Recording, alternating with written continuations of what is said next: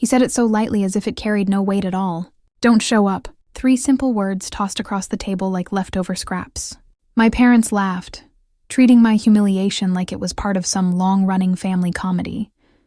I can still remember how the silence tasted. Metallic, bitter, sharper than anything they could have said out loud. So I stood, pulled my coat into place, and walked out. No yelling, no tears. Just dignity. The only thing I still owned. When we were kids, he used to wait for me after school. My brother, the one who promised he'd always look out for me. The one who once said, "Family doesn't turn their back on family." Amazing how poorly that promise aged. He grew into my parents' pride, their polished success story, while I became the failed project they didn't quite know what to do with. He got the charm and perfect timing. I got silence and endurance. Maybe that's why I understood that silence can cut deeper than any blade. The betrayal didn't roar. It never does. It crept in quietly. Unanswered messages, meetings pushed aside, promises of repayment that never appeared. He'd asked me to cover a real estate deal. Just for a week, he said. I didn't question it. He was my brother. But a week bled into months, and every call became a performance of excuses, jokes, and evasions. Then came the text that ended everything. "Don't come to the dinner." It gets awkward when you bring stuff up around them. Stuff.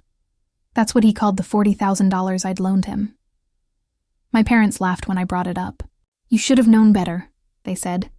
"He's always been the smart one." And that's when it hit me. They weren't laughing at him. They were laughing at me. I didn't argue. I didn't beg.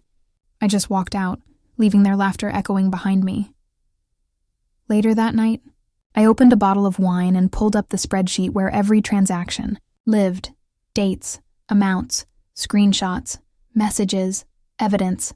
I arranged everything into a trail so clean it could walk into a courtroom on its own.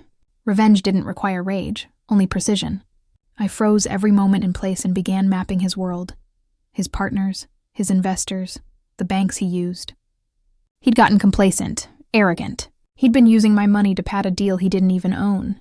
The property belonged to someone else entirely. A man who had no clue his partner was quietly selling shares of it to private investors. I didn't need to expose him. All I had to do was let gravity take over. 4 days later, a payment bounced. He'd sent a partial refund, naturally, but the bank rejected it. When I saw that, I smiled.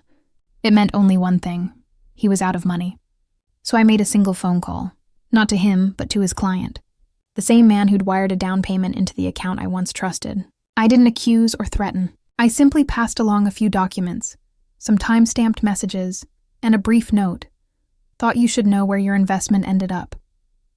No lies. No embellishments. Just truth, sharpened and handed to the right person. By nightfall, the first crack appeared. His client backed out. Then another. One investor even threatened to sue. His name started floating around, not with praise, but with doubt.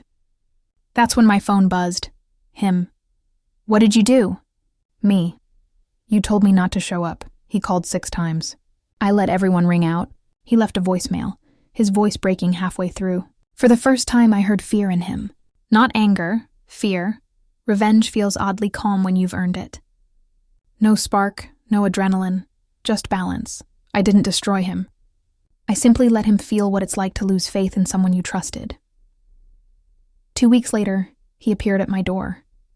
Smaller somehow. Shoulders slumped, eyes ringed with exhaustion. He didn't knock immediately, just stood there like a man practicing a confession. "Why?" he finally asked. I looked him in the eye. "Because you made me believe family meant something." He started to respond, but I shut the door before he could. I didn't need an apology. I didn't need closure. Some debts are too large to be repaid with words. My parents called after everything fell apart. My mother's voice was soft, carefully rehearsed. "He's struggling," she said. "You could help." I almost laughed the same way they had before. She didn't have a reply. Now, when people ask about my family, I just say they live in another city. It's simpler than explaining that blood isn't the same as loyalty, and laughter isn't the same as love. Sometimes it's the quiet one who leaves the deepest mark.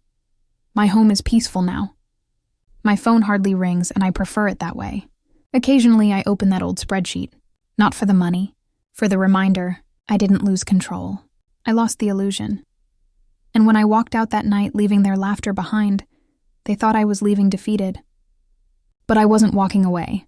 I was walking toward the end of their comfort and the beginning of my own. They taught me family is everything. They just never said what happens when you stop being theirs.